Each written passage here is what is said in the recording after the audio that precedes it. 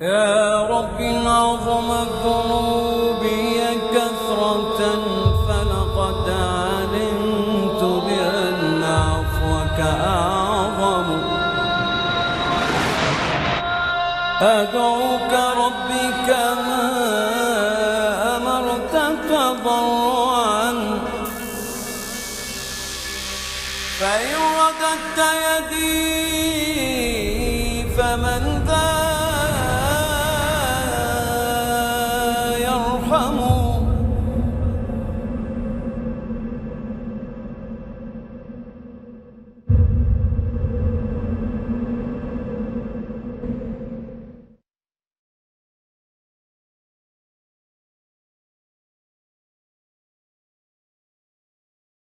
اگلا سوال پرکاش کلکرنی کا ہے. وہ پوچھتے ہیں پانی کو ہم الگ الگ زبانوں میں پکارتے ہیں، جیسے انگریزی میں واٹر، ہندی میں پانی، تمل میں تنی وغیرہ. تو پانی الگ الگ تو نہیں ہو جاتا؟ تو پھر گاڈ کو جیسس بولو، اللہ بولو یا رام بولو، تو وہ الگ الگ کیسے ہو جائے گا؟ وہ تو ایک ہی ہوگا.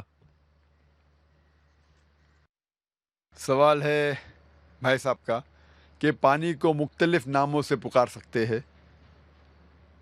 پانی کہو ہندی میں، یا واٹر کہو انگلش میں، یا تنی تامل میں، وہ سیم ہے، کچھ فرق پڑتا نہیں. اسی طریقے سے بھگوان کو آپ خدا کو گاڈ کہو یا جیزس کہو یا اللہ کہو یا رام کہو، ایک ہی ہے. اس سوال پہ جب غور کیا جائے تو میں مانتا ہوں کہ مختلف زبانوں میں الگ الگ دیگر نام ہوتے ہیں ایک وہی چیز کے لیے. ایک چیز کے لیے مختلف زبانوں میں مختلف نام ہوتے ہیں. مثال کے طور پہ پانی کہتے ہندی میں، انگلش میں ہم کہیں گے واٹر، اور گجراتی میں کہیں گے جل، تامل میں کہیں گے تنی، عربک میں کہیں گے موئے. لیکن شرط یہ کہ پانی کو ہی کہہ سکتے واٹر یا تنی یا موئے. جو پانی نہیں اس کو اگر کہیں گے واٹر یا جل یا تنی تو غلط ہو جائے گا. مثال کے طور پہ ایک میرا دوست مجھ سے کہتا ہے کہ میں ڈاکٹر نے کہا کہ روز صبح میں 1 گلاس پانی پیو، لیکن جب میں پانی پیتا ہوں، کوشش کرتا ہوں تو الٹی آتی ہے. تو میں نے پوچھا کیوں آتی ہے؟ تو اس نے کہا نہیں، وہ پانی میں بدبو آتی ہے، اس پانی کا رنگ پیلا ہے. پھر سمجھ میں آتا ہے ہاں یہ پانی نے کچھ اور چیز پی رہا ہے. پانی کہہ رہا ہے لیکن پی رہا ہے کچھ اور، پی رہا ہے کچھ اور، کہہ رہا ہے پانی. میں لفظ میں کہنا چاہتا ہوں وہ پانی جس کو کہہ رہا ہے وہ پانی ہی نہیں، وہ پیشاب ہے. تو پانی کو تنی کو واٹر کو چلے گا، لیکن غلط چیز کو اگر آپ پانی کہیں گے تو وہ صحیح نہیں. لوگ کہیں گے یہ کیسی مثال ہے، کون آدمی پیشاب کو پانی کہہ سکتا ہے؟ میں جانتا ہوں کہ عام کوئی بھی انٹیلیجنٹ آدمی، جو بھی آدمی کو بدھی ہے، وہ کبھی بھی غلط فہمی میں پیشاب کو پانی نہیں کہیں گا. اسی طریقے سے وید میں، قرآن میں صاف طریقے سے لکھا ہے کہ ایشور کی مورتی نہیں ہے، ایشور کی پتیما نہیں ہے، بت پرستی مت کرو. پھر بھی ہم جانتے ہیں کہ سینکڑوں، ہزاروں، کروڑوں لوگ مورتی پوجا کرتے. انٹیلیجنٹ ہے، ڈاکٹرز ہیں، انجینئر ہیں، پھر بھی کرتے. اگر ہمیں کوئی چیز مختلف نام سے بلائی جا سکتی، مثال کے طور پہ سونا، ہندی میں ہم کہتے ہیں سونا، انگریزی میں کہتے ہیں گولڈ، عربی میں کہتے ہیں ذہب. لیکن جب آپ سونا خریدنے جاتے ہیں، وہ آدمی سونا کہتا ہے تو آپ تھوڑی لے لیتے، آپ پہلے پرکھتے ہیں کہ وہ سونا ہے کہ نہیں. اگر کوئی آدمی بولا کہ یہ سونا ہے تو کیا پیسے دے کے لے لیتے؟ آپ پرکھتے ہیں وتھ اے ٹچ اسٹون، اور وہ جوہری آپ کو ثابت کرتا ہے کہ یہ سونا ہے، اور وہ گھستا ہے اور پھر کہتا ہے کہ یہ سونا ہو سکتا ہے کہ 24 کیرٹ گولڈ ہے، یا 22 کیرٹ گولڈ ہے، یا 20 کیرٹ ہے، یا 18 کیرٹ ہے. یا ہو سکتا ہے کہ وہ سونا ہی نہیں ہے، کیونکہ ہر چیز جو چمکتی ہے وہ سونا نہیں ہوتی. Everything that glitters is not gold. تو اسی لیے جس چیز کو آپ خدا کہتے ہیں، کوئی بھی نام سے بلاؤ. اللہ تعالیٰ فرماتے سورہ اسراء میں، سورہ نمبر 17 آیت نمبر 110 میں، قُلِ اللہ عبد الرحمن ایما تدعو فلہ الاسماء الحسنی. آپ پکارو اللہ سے، رحمان سے، کوئی بھی نام سے پکارو، لیکن اللہ کے سب سے بہترین، سب سے خوبصورت نام ہے. لیکن آپ پہلا یہ جانچ لو کہ وہ خدا اصل خدا ہے کہ نہیں. اور جانچنے کا طلسمہ جس طریقے سے میں نے تقریر میں کہا تھا ہے سورہ اخلاص سورہ نمبر 112 آیت نمبر 1 سے 4. کل ہو اللہ احد، کہو کہ اللہ ایک ہے. اللہ الصمد، اللہ جو بے نیاز ہے. لم یلد ولم یولد، نہ وہ کسی کو جنتا ہے نہ کسی سے جنا ہے. ولم یکن لہ کفوا احد، اس کے جیسا کوئی نہیں ہے. یہ ہے 4 آیتوں کا ڈیفینیشن پرکھنے کے لیے کہ جس کو آپ خدا کہہ رہے ہیں وہ صحیح میں اصل میں خدا ہے کہ نہیں. جو بھی شخص کو آپ خدا مانتے ہیں اسے ٹیسٹ کیجئے، اس کا امتحان لیجئے سورہ اخلاص کی بنیاد پر. اگر جس کی آپ پوجا کرتے ہیں وہ سورہ اخلاص کے بتائے ہوئے 4 آیتوں کے بنیاد پہ سفلتا پاتا ہے تو وہ صحیح خدا ہے، ورنہ غلط ہے. Hope that answers the question. اگلا سوال راجیش کا ہے. وہ پوچھتے ہیں اگر اسلام کے معنی امن ہیں تو کیوں جہاد یعنی قتل و غارت گری کا قرآن میں حکم ہے جبکہ ہندو دھرم میں امن کی بات کہی گئی ہے؟ بھائی صاحب نے کہا کہ قرآن میں کیوں قتل کے بارے میں کہا گیا ہے جب اسلام مذہب ہے امن کا، اور ہندوازم میں امن کے بارے میں کہا گیا ہے. اکثر ہندو پوچھتے ہیں کہ قرآن میں جہاد کے بارے میں کیوں لکھا گیا ہے، کیوں قتل کے بارے میں لکھا گیا ہے. بہت سے لوگوں غیر مسلم اور مسلم کو غلط فہمی ہے یہ لفظ جہاد کے بارے میں. جہاد آتا ہے لفظ جہادہ سے، جس کے معنی ہے جد و جہد کرنا. لوگوں کو غلط فہمی ہے کہ کوئی بھی جنگ، کوئی بھی مسلمان اگر کوئی بھی جنگ لڑ رہا ہے، چاہے خود کے فائدے کے لیے ہو، چاہے اپنے نام کے لیے ہو، چاہے مال کے لیے، اسے کہتے ہیں جہاد. جہاد کے معنی یہ نہیں کہ کوئی بھی مسلمان کوئی بھی جنگ لڑ رہا ہے چاہے خود کے فائدے کے لیے ہو، خود کے نام کے لیے ہو، خود کے مال کے لیے ہو. جہاد آتا ہے لفظ جہادہ سے، جس کے معنی ہے جد و جہد، ٹو اسٹرائیو، ٹو اسٹرگل. اور اسلام میں جہاد کی معنی ہے to strive against one own evil inclination, جد و جہد کرنا اپنے خود کے نفس کے خلاف، برائی کے خلاف. جہاد کے معنی یہ بھی ہوتی ہے کہ جد و جہد کرنا معاشرے کو سدھارنے کے لیے. جہاد کے معنی یہ بھی ہوتی ہے کہ جنگ کے میدان میں اپنے آپ کو بچانے کے لیے جد و جہد کرنا. جہاد اسے بھی کہتے ہیں کہ جنگ کرنا ظلم کے خلاف، اسے بھی کہتے ہیں جہاد. لیکن جہاد کے معنی ہے جد و جہد. لوگوں کو غلط فہمی ہے اور غلط ترجمہ کرتے جہاد کا انگریزی میں ایز ہولی وار. ہولی وار کو عربی میں کہیں گے حرب مقدسہ، اور یہ عربی لفظ حرب مقدسہ قرآن مجید یا حدیث میں کہیں بھی نہیں آ پائیں گے. یہ لفظ ہولی وار سب سے پہلے استعمال کیا گیا تھا کروسیڈرز کے لیے، جب انگریز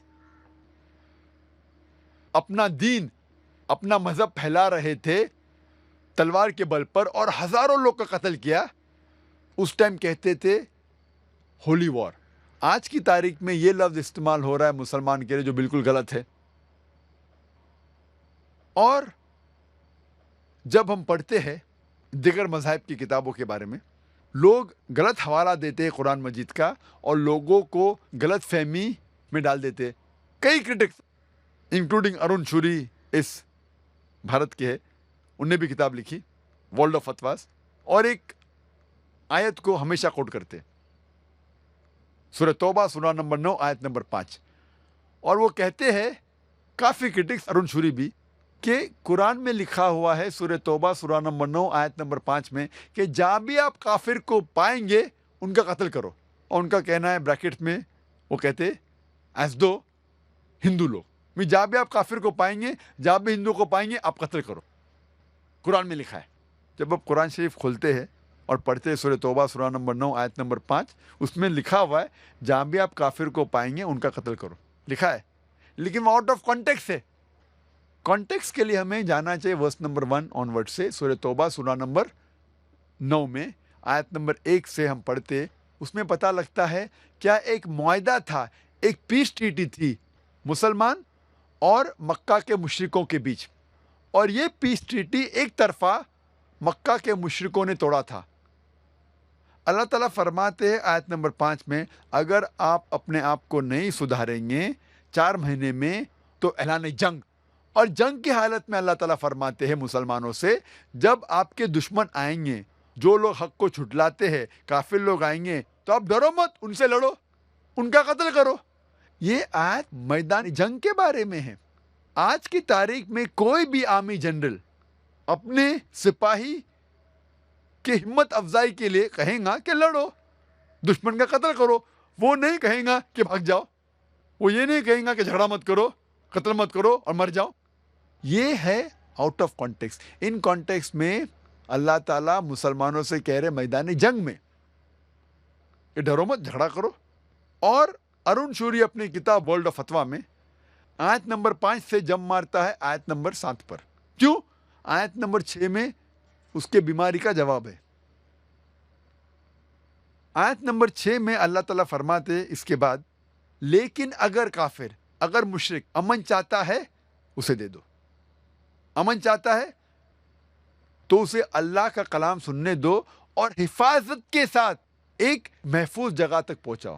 اللہ تعالیٰ یہ نہیں کہتے کہ اسے جانے دو، لیکن اگر وہ کافر امن چاہتا ہے تو اس کو حفاظت کے ساتھ ایک محفوظ جگہ پر لے جاؤ. آج کے تاریخ میں سب سے دیالو آرمی جنرل یہ کہیں گا کہ دشمن کو جانے دو. کوئی بھی یہ نہیں کہیں گا دشمن کو حفاظت کے ساتھ محفوظ جگہ پر چھوڑاؤ. لیکن قرآن مجید نے لکھا ہے، جب بھی آیت آتی ہے قرآن مجید میں قتل کے بارے میں یا اس ٹائپ کے جہاد کے بارے میں، قتال کے بارے میں، فوراً اگلی آیت میں اکثر آتا ہے امن سب سے بہتر ہے. سورہ انفال میں پڑھو، سورہ نمبر 8 آیت نمبر 60 میں لکھا ہے کہ تیار ہو جاؤ، کافر کے خلاف جھگڑا کرو. اس کے بعد آتا ہے اگر امن چاہتے ہو بہتر ہے. تو یہ کرٹکس آؤٹ آف کانٹیکس کوٹ کرتے اور لوگ کو بہکاتے ہیں. میرا طریقہ ہے جس طریقے سے قرآن مجید میں اللہ تعالیٰ فرماتے، تعالوا الی کلمۃ سواء بیننا بینکم، آؤ ہم اس بات کی طرف جو آپ اور ہم میں یکساں ہے.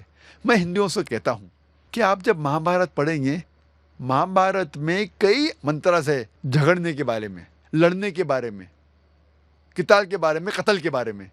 اور اگر ہم تحقیق کریں گے تو قرآن سے کئی گنا زیادہ مہابھارت میں ہے قتل کے بارے میں. تو ہندو مجھ سے کہتا ہے لیکن ذاکر صاحب، قتل کے بارے میں یہ جو شلوکاز ہے، منترز ہے مہابھارت میں، وہ حق اور باطل کے درمیان ہے، قرآن میں بھی وہ ہے. تو ہندو بھائی مجھ سے کہتا ہے تو مجھے قرآن سے کوئی اعتراض نہیں، کیونکہ وہ مہابھارت کے بارے میں جانتا ہے. تو حوالہ دیتے تو قرآن بھی قبول کرتا ہے. ایسے جنگ سے مجھے کوئی شکایت نہیں. اور جب بھگوت گیتا پڑھتے ہیں، بھگوت گیتا ایک نصیحت ہے شری کرشن دے رہے ارجن کو. ارجن کہتا ہے بھگوت گیتا میں پاٹھ نمبر 1 شلوکا نمبر 43 to 46 میں، ارجن اپنے سارے ہتھیار زمین پہ رکھ دیتا ہے اور کہتا ہے میں نہتا مرنا پسند کروں گا بنسبت میرے رشتہ دار سے جھگڑا کرنا، لڑنا. ہم جانتے ہیں مہابھارت ایک لڑائی کے بارے میں ہے کورو اور پانڈو کے بیچ. اور جنگ کے میدان میں ارجن اپنے ہتھیار رکھ دیتا ہے اور کہتا ہے میں نہتا مرنا پسند کروں گا بنسبت اپنے رشتہ داروں سے جھگڑا کروں، لڑوں. فوراً بعد بھگوت گیتا پاٹ نمبر 2 شلوک نمبر 2 اور 3 میں شری کرشن کہتے ہیں، اے ارجن، ایسے غلط خیالات کیسے آئے تجھ میں؟ اس سے سورگ سے دور جائیں گے، نرک میں جائیں گے. How could such impure thought come in your mind? It will take you away from the planet of heaven. How could you be so important? اور آگے پڑھتے ہیں تو لکھا ہے بھگوت گیتا پارٹ نمبر 2 میں منترا نمبر شلوک نمبر 31, 32, 33 میں شری کرشن کہتے ہیں ارجن سے، شتریہ کا دھرم ہے کہ وہ لڑے، اور کامیاب ہے بلیسڈ 2 شتریہ، وہ لوگ کے اوپر اچھائی آئے، وہ شتریہ جس کو جھگڑنے کا موقع ملتا ہے، لڑنے کا موقع ملتا ہے. اگر شتریہ نہیں لڑے گا تو وہ گناہ کر رہا ہے، اگر لڑے گا تو جنت میں جائیں گا. اور بہت سے کرٹکس آف اسلام جو اسلام کے بارے میں اسلام کے خلاف کتاب لکھتے ہیں، وہ ایک حدیث پیش کرتے ہیں محمد صلی اللہ علیہ وسلم کی، جو صحیح بخاری میں سے ہے، جلد نمبر 4، کتاب الجہاد، پارٹ نمبر 2، حدیث نمبر 46، جس میں محمد صلی اللہ علیہ وسلم فرماتے اگر مجاہد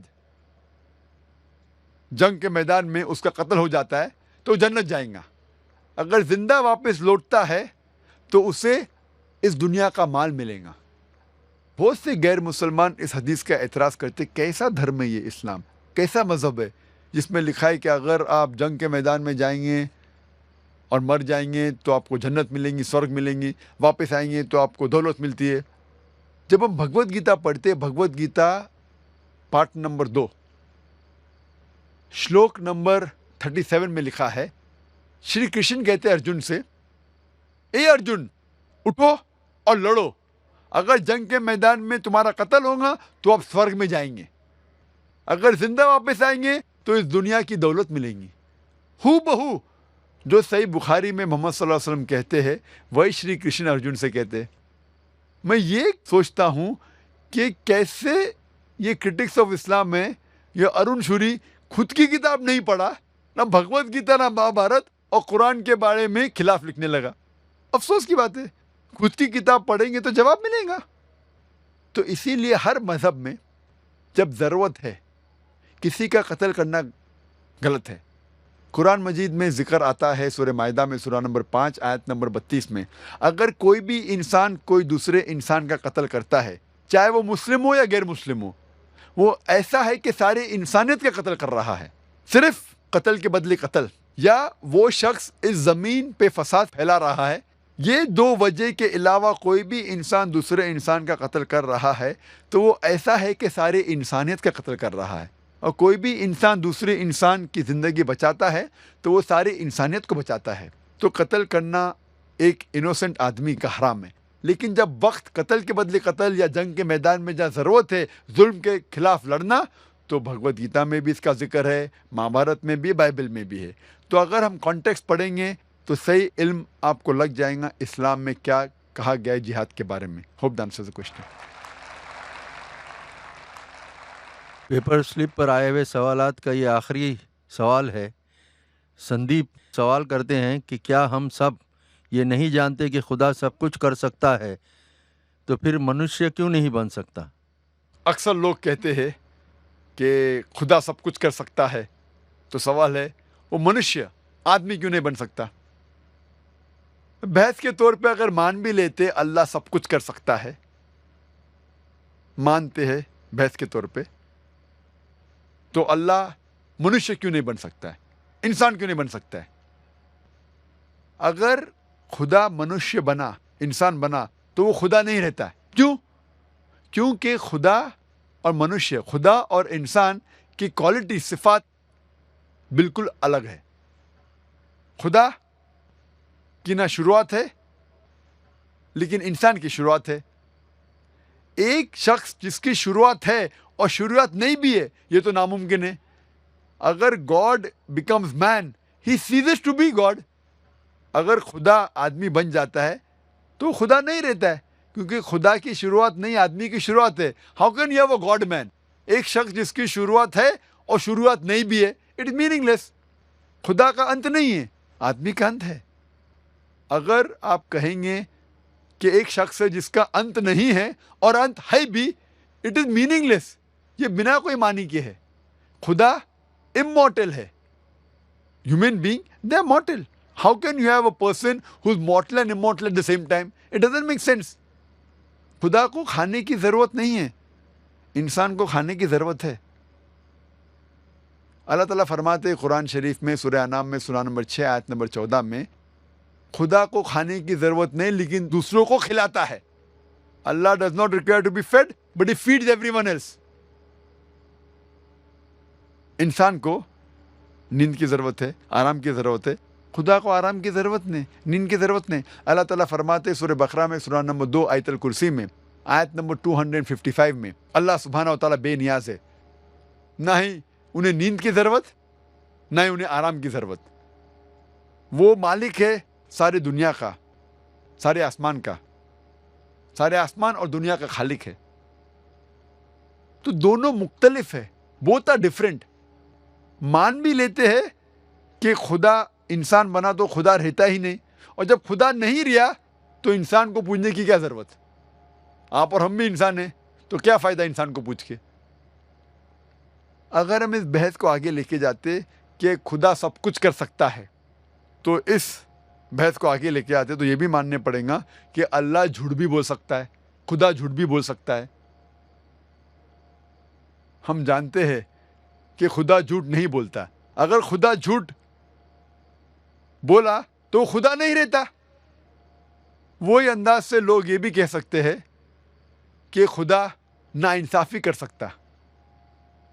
لیکن قرآن میں لکھا ہوا ہے سورہ نساء میں سورہ نمبر 4 آیت نمبر 40 میں, خدا تھوڑی بھی ناانصافی نہیں کرتا. اگر خدا ناانصافی کیا تو خدا ہی نہیں رہتا. اسی بحث کو آگے لے کے جاتے تو کہہ سکتے اگر خدا سب کچھ کر سکتا تو خدا بھول بھی سکتا. لیکن بھولنا خدا کی صفت نہیں ہے, جھوٹ بولنا خدا کی صفت نہیں ہے. قرآن میں لکھا ہے سورہ طہ میں سورہ نمبر 20 آیت نمبر 52 میں, خدا نہیں بھولتا. اگر خدا بھولا تو خدا ہی نہیں رہتا. اگر خدا سب کچھ کر سکتا تو خدا غلطی بھی کر سکتا, لیکن غلطی کرنا خدا کی صفت میں سے نہیں ہے. اللہ تعالیٰ فرماتے سورہ طہ میں سورہ نمبر 20 آیت نمبر 52 میں کہ خدا کبھی بھی غلطی نہیں کرتا. اگر غلطی کیا تو خدا ہی نہیں. اسی لیے کہیں بھی قرآن میں یہ نہیں لکھا ہے کہ اللہ سب کچھ کر سکتا ہے. قرآن میں لکھا ہوا ہے ان اللہ علی کل شیء قدیر. Allah has power over all things. Allah سب چیزوں پہ قائم ہے. Allah has power over all things. He has power over all things. طاقت ہے سب چیزوں پہ. اور اس کا ذکر کئی جگہ قرآن میں ہے. سورہ بقرہ سورہ نمبر 2 آیت نمبر 106, سورہ بقرہ سورہ نمبر 2 آیت نمبر 109, سورہ بقرہ سورہ نمبر 2 آیت نمبر 284, سورہ ال عمران سورہ نمبر 3 آیت نمبر 29, سورہ نحل سورہ نمبر 16 آیت نمبر 77, سورہ فاتح سورہ نمبر 35 آیت نمبر 1 میں لکھا ہے ان اللہ علی کل شیء قدیر. اور بے شک اللہ سارے چیز پہ قائم ہے. Allah has power over all things. لیکن قرآن میں یہ بھی لکھا ہے سورہ بروج میں سورہ نمبر 85 آیت نمبر 16 میں, Allah is doer of all what he intends. Allah جو بھی چاہتا ہے کر سکتا ہے. اللہ لیکن سب کچھ نہیں کرتا ہے. اللہ جھوٹ کبھی نہیں بولے گا.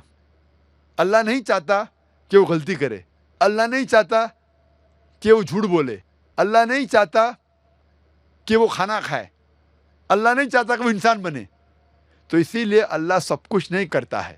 اللہ اچھی چیزیں صرف کرتا ہے. Allah is the doer of all intents and intents only good things. تو یہ کہنا کہ خدا انسان بنا بالکل بے بنیاد ہے اور خدائی کے خلاف ہے. Hope the answers the question. وآخر دعوانا الحمدللہ رب العالمین. جزاک اللہ ڈاکٹر صاحب. یہ سوالات کے سلسلہ اب ختم ہوتا ہے.